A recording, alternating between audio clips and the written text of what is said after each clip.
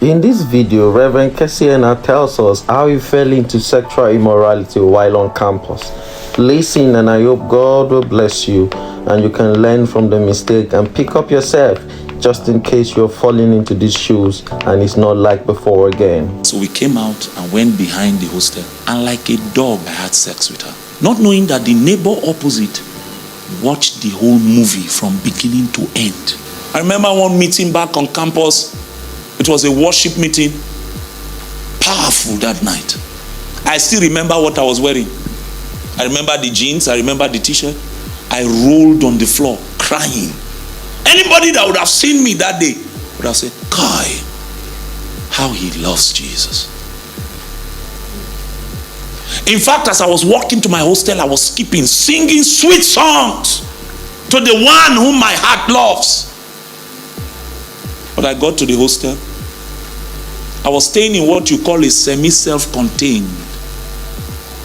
It's 2 rooms. Those people in Delta State University will know that place. It's Emu Hostel. Anybody from Delsu? Abraka? Emu Hostel. They call it semi-self-contained. So 2 rooms sharing toilet, kitchen, and bathroom. So in our own room, we were 4 brothers, 3 brothers. In their own room, there were 3 sisters, girls. Not family related, but 3 girls were staying here, 3 boys were staying here. Me and my roommates, her and her roommates. And meanwhile, one of the girls in that room, I had noticed over a period that I had begun to have a reaction towards her. And I was fighting it in the place of prayer. That day that I came back from worship, as I was about to climb the stairs to enter the room, I noticed her room door open. And there was light. Livos evenikaya.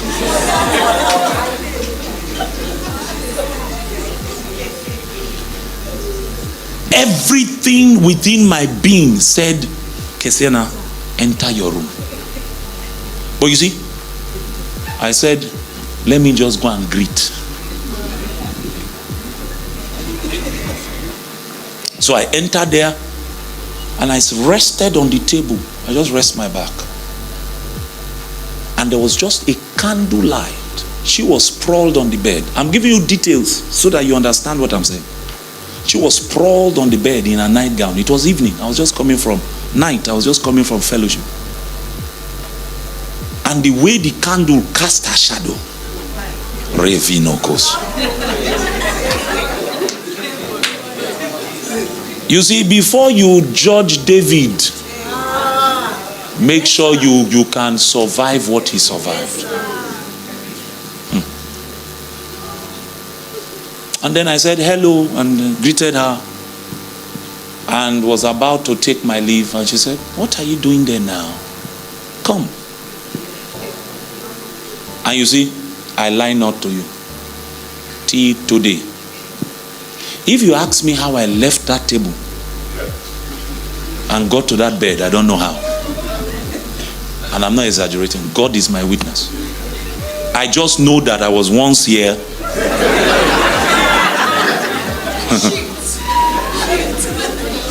And I found myself there. But that's not the whole story. At this time, I was already leading morning devotions in that hostel. Yes. 5, 6 a.m. I'm the one on the field. Crowds gather. They knew me as a man of God. It was during when I lead morning devotions that they knew that people could cry in morning devotions.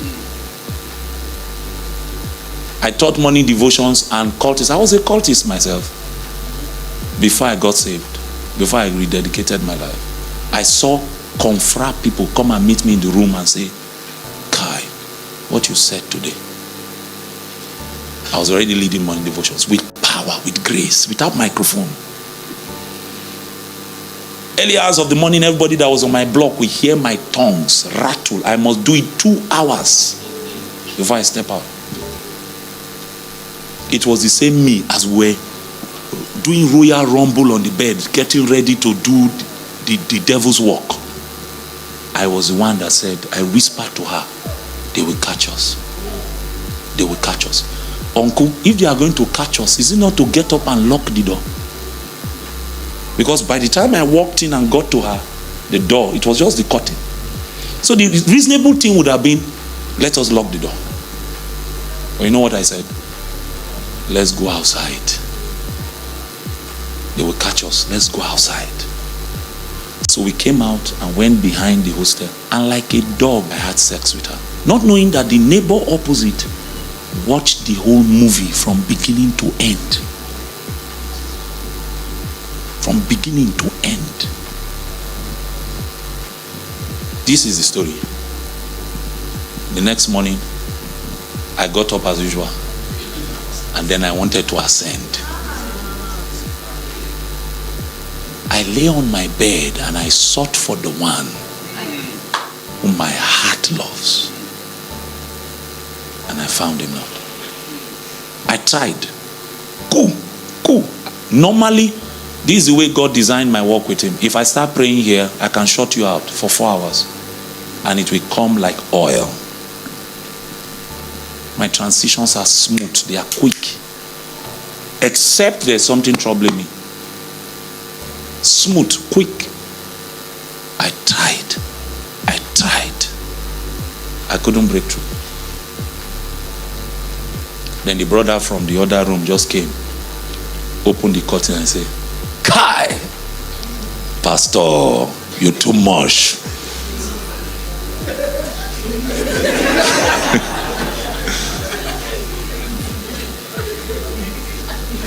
Kai. Tears fell from my eyes. So I understand how the Shulamite was feeling. Love is not profession. Love is living. If your life does not match what you claim comes from your heart, your life is a lie. And you see, I find out, especially amongst young people, our living is a lie. We claim to love the bridegroom, but it is not him we love. We love his activities. We're in love in singing songs of ascension, but we don't love him. His presence has not become valuable to us to the point where anything that fights our intimacy with God, we now treat as an enemy. No. Do you know that prayer itself can become an idol?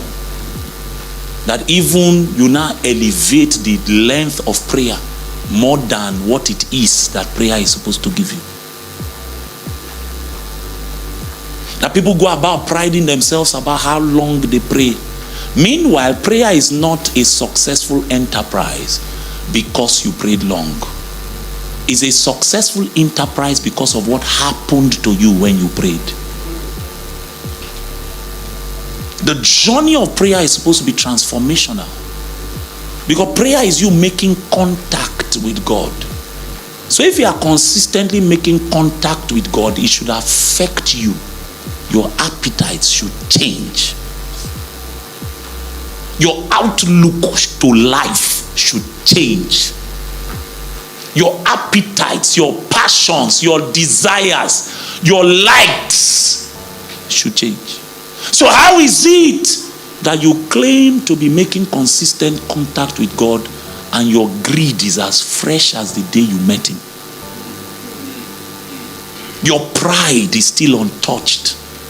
Your lust grows by the day. Now we can't even trust two Christians in courtship anymore. We can't trust them.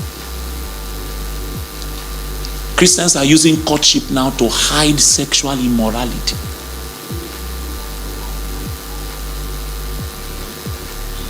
Our sisters have become endangered species, not outside, in the church.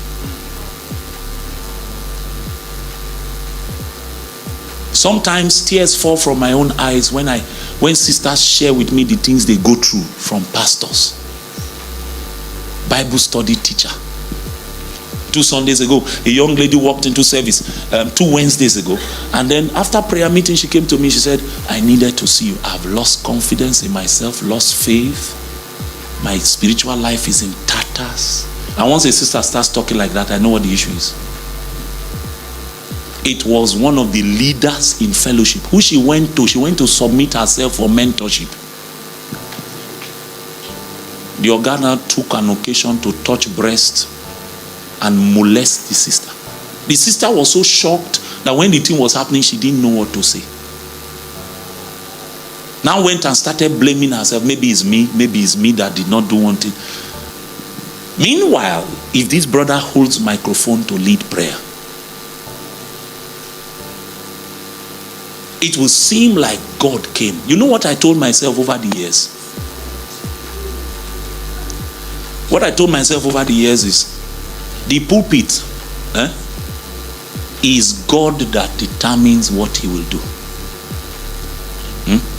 There can be somebody in the congregation so desperate for God, that God will just take advantage of that false individual. He will just use the person as a potter just so he can meet that person. But it doesn't mean he validates that man's life. So a chronic fornicator can prophesy and he will be accurate. Not because God places a seal on his life, but because there's someone he needs to meet and he needs to take occasion of that individual. That's why my private life is more important to me than pulpit ministry. You don't know how I begged God before I came to teach you. Because me, I know myself that if it's to teach something, I can find something to teach. I can come here now and talk to you for 4 hours, and then we strike the keyboard, power will come. I can do it. But the question is, what does the Lord want to say to you? And the Lord was telling me that he sent me to a few people this morning, and the question is, how did you become separated from the bridegroom? How did it happen? How come you are looking for him everywhere? Don't you know where you normally used to find him? Lovers have places where they know that if I go there, he will be there. They have secret hangouts. They have codes that they use to communicate.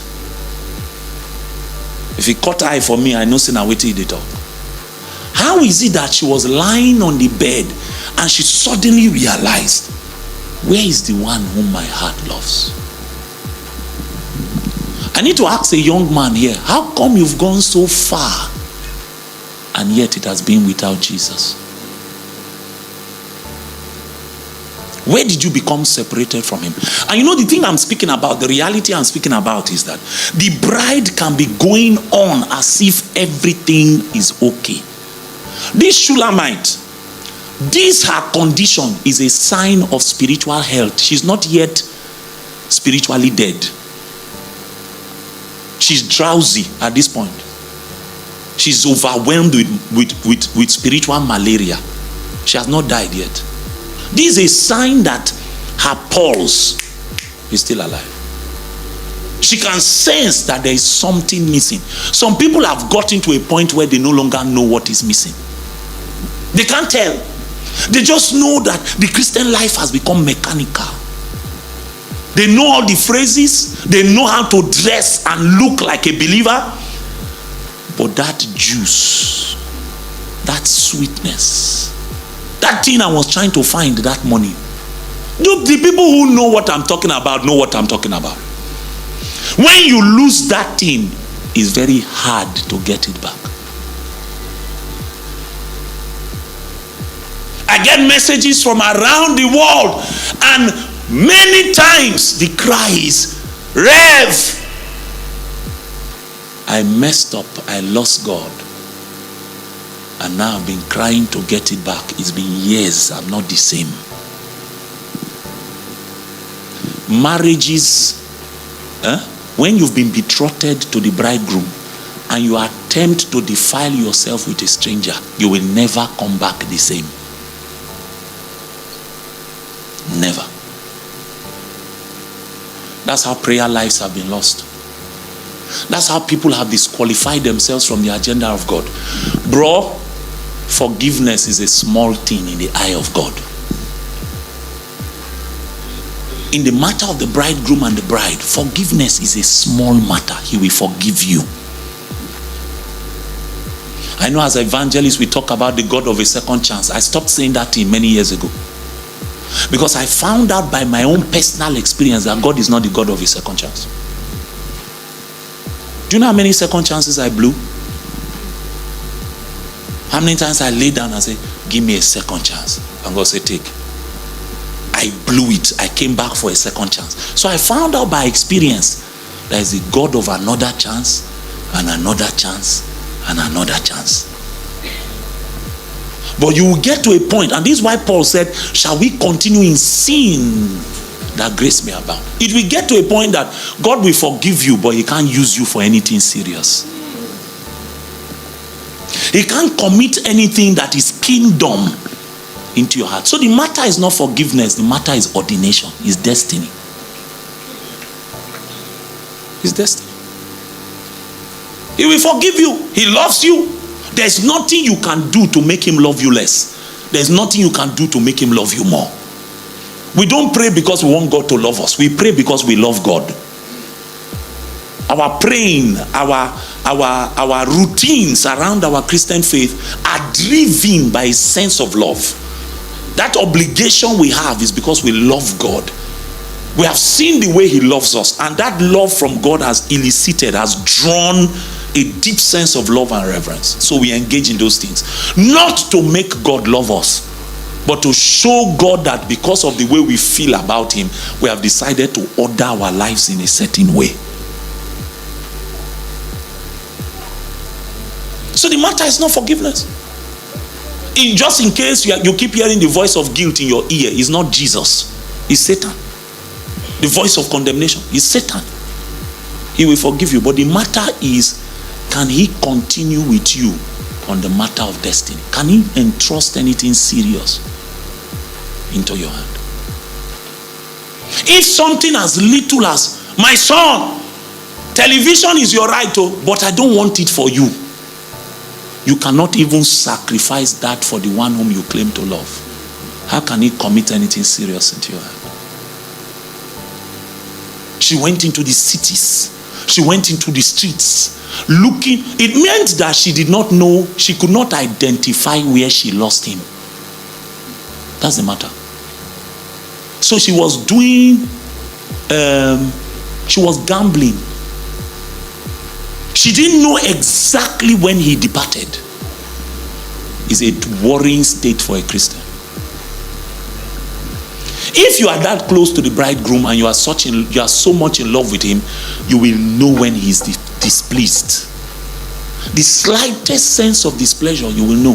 So before it got to the point where he departed, it means that he had been expressing his displeasure, and it has been ignored. It has been ignored several times. Auntie, I know you want to marry, but you are not to enter a relationship now. But you've ignored that probing, that finger of the Spirit upon your own spirit. I hope I will talk about the Spirit in the night. I hope. I don't know what the Holy Ghost, but that's where it's directing me, but let's see. The probing of the Spirit upon your own, you've ignored it. Now you've entered 17 relationships. And every time you entered, you told us that God led you. Every time, God led you. And every time you came out of it, you came out with a scar. A scar.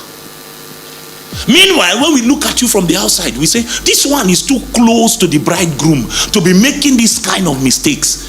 We do not know that what you have is public ministry. You don't have private consecration. The matters of the bride and the bridegroom are private matters. Do you notice that the point where she began to feel this longing, where was she? She was on her bed. Probably prepared for her bridegroom. It was then she noticed the one whom she's longing for The one who our body is prepared to receive, he can't be found. The worst thing that can happen to a believer is that you are alive, but you are living without his presence. You and God have nothing. Nothing deep, nothing secret, nothing intimate. And you see, you can still be holding mic. You can still be attending church. You can still be doing mighty things. Meanwhile, he's only using you to satisfy a need on the heart of people. He's not willing to share himself with you.